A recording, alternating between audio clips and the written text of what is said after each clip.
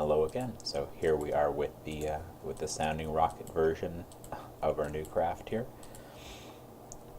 Whole new engine. I actually found out when I tried to launch it recently that it did not actually have a real plume. So I cloned it off of it's a clone of another engine, and thankfully that real plume just worked. But yeah, I always get slowed down in my realism overhaul playthroughs because there are bugs to fix. And if I run into something that's broken, unfortunately or fortunately, however you look at it, I now know enough to fix it. And as we fly away, if you may notice that the antenna facilities here have been upgraded. So once we approach the arc of our sounding rocket's trajectory here, I will show off what that means. Having upgraded tracking station means that we can set up maneuver nodes. So that's not going to be directly useful in this flight, but I can still illustrate it.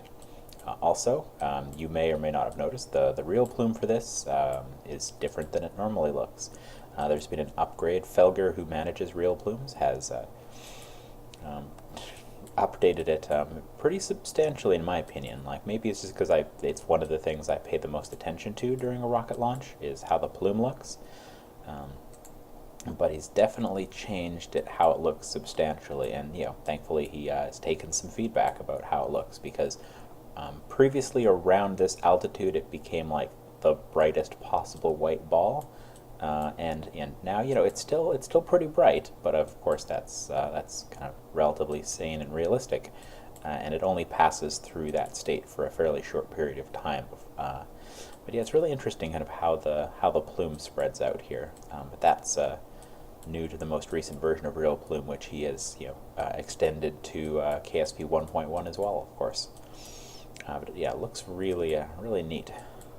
And I believe he said he worked on that plume for hydrolox as well, so hydrogen, liquid oxygen, which we are quite far away from having that technology. But once we get there, there will be nice new plumes to see. It's really neat how that plume looks.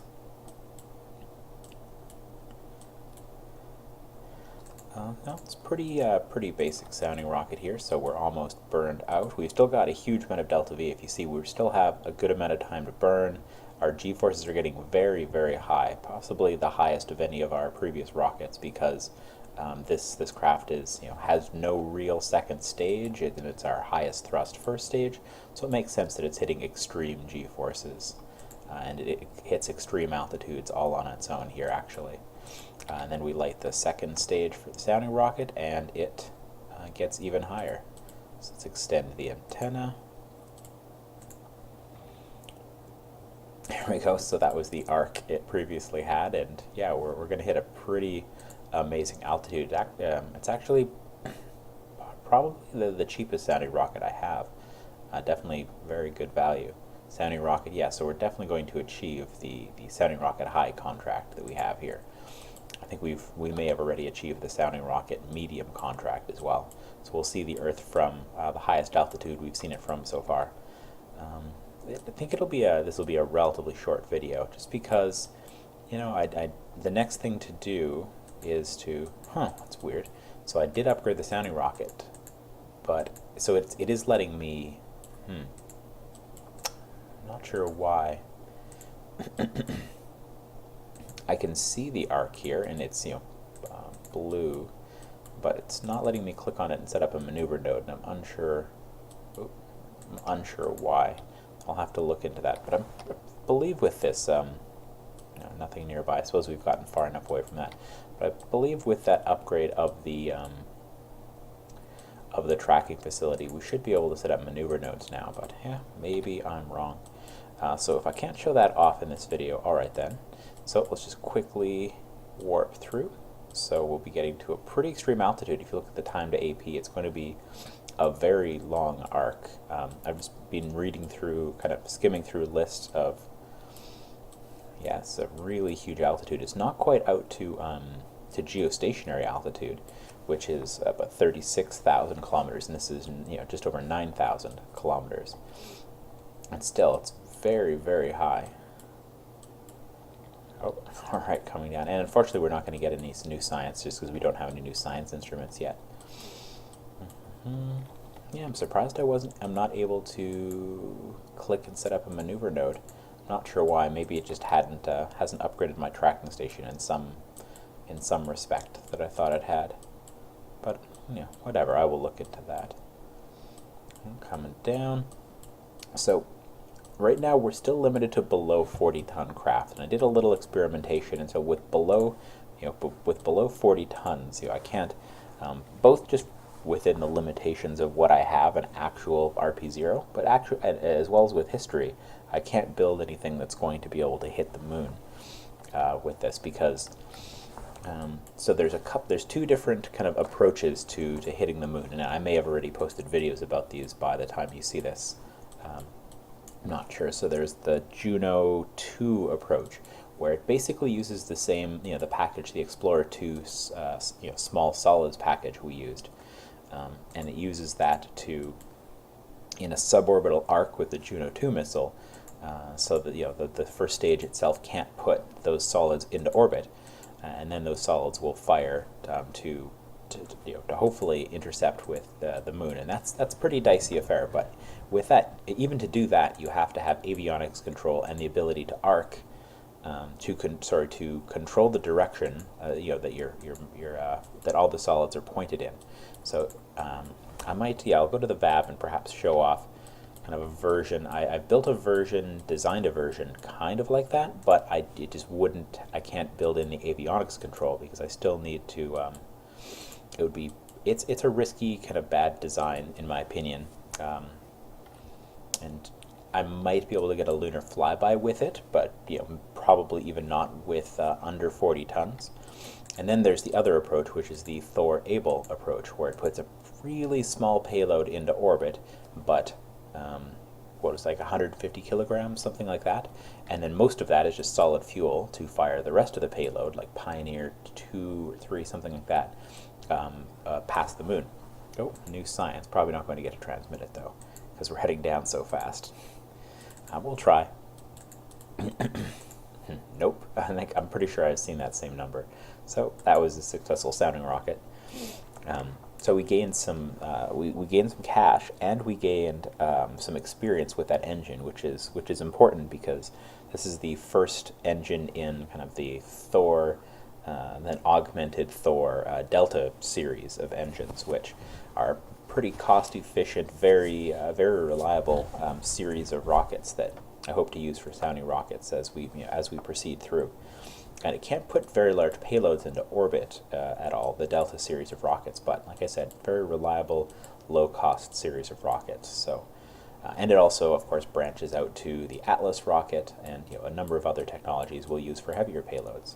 So we completed those contracts. Still nothing really other than these lunar ones, and that's kind of the problem. We can't really do much until we get the launch pad upgraded. So I'm going to have to warp to that. So what are we? We're kind of late in 1953 now.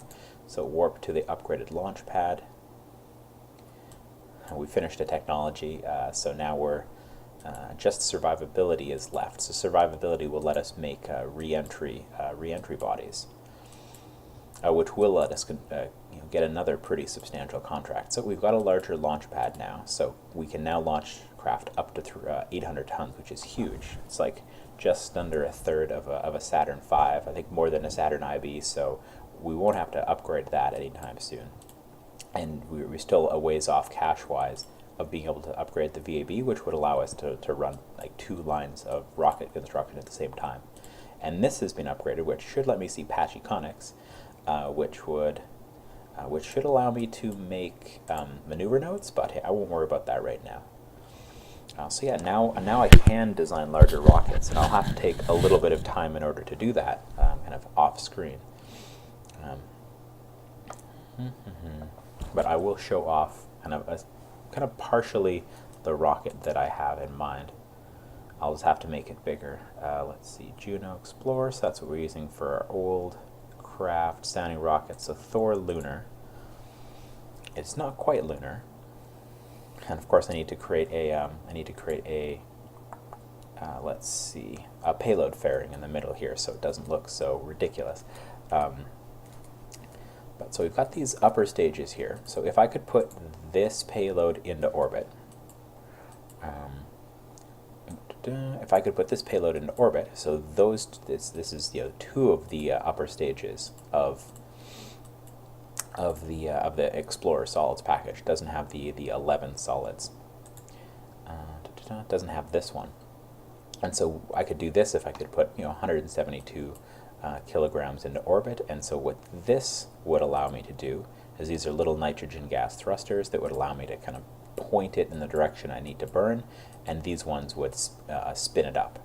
But what I'm lacking with this package is avionics control, and so I'd also need to shoot something else up there with enough control to allow me to control it. So 0.14 tons there, which would cost me 4,000 to unlock.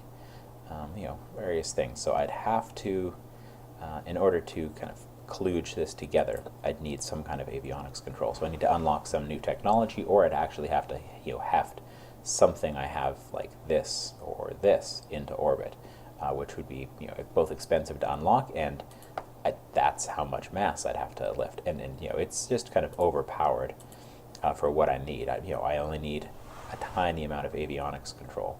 And in practice, this is the lightest one I believe that I have access to here, and it weighs about as much as the package I'm going to be able to put in orbit. So I'll have to do a little research into that, but basically that's what I want to do. Fire the smallest probe I can past the moon. I just need a way to control it when it's in orbit.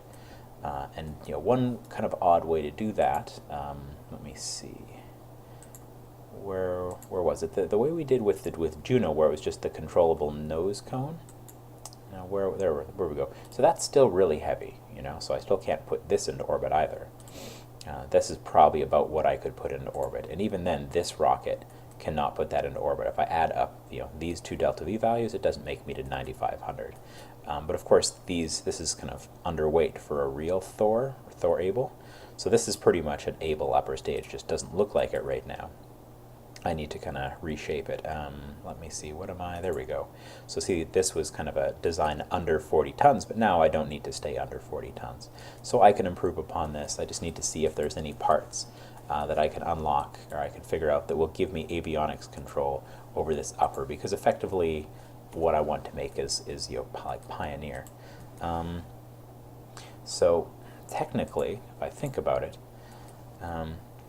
if when I upgrade things, when I upgrade the first stage, so this would be what gets into orbit, right? Because ultimately, if I'm making it to orbit, it's not just my payload. Like, this is what I want to do things with past Earth, low Earth orbit, but it's also my dry stage that got me to orbit that gets me there. So this would be empty, and so this is what would make it to orbit. So if I see avionics okay here, so I've placed an avionics unit on here. And I could probably place an even lighter one. So that's this one, and the actual one that I would want. Here, let me just confirm that's under 5 tons. Yep, it's under 5 tons. So if I unlock this one and add it in, it's half the mass for avionics. So I'll probably unlock and pay for this one. Yeah, I'll just do that now. This Thor one, I'm not going to bother unlocking. I need to look at the unlock prices, just because these are so fairly expensive, and I need to double check that you're kind of getting credit, like once you've spent money on some of these, that you're not kind of paying multiple times. Like if you're basically buying things that are fairly similar, you shouldn't be paying quite as much. So actually, I might see it in the video if I look back whether this purchase price was higher, but really I will just look in the unlock costs, like I did when I was figuring out that Thor first stage engine. But so anyway, so once this is in orbit, I can use the nitrogen in here. Like, I have control at this point, right? So this payload and the stage that got me into orbit is, let me see, yeah, I have control of it.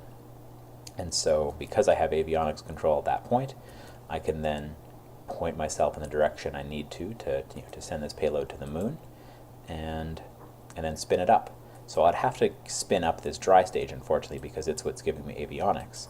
One crazy thing that you may have seen other people do with RP-0 missions is like have the avionics separate from this dry stage.